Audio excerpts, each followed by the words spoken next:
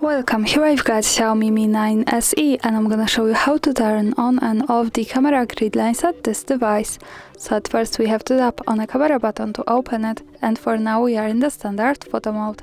From here let's go to the right corner to this button. When we pick it, we get access to more options about the camera we can manage, and one of these options is the show grid lines button. So just one tap here and we can turn on the camera grid lines. Another tap to turn them off. As you can see, the yellow color suggests us that now they are turned on, and here in the preview we can see them.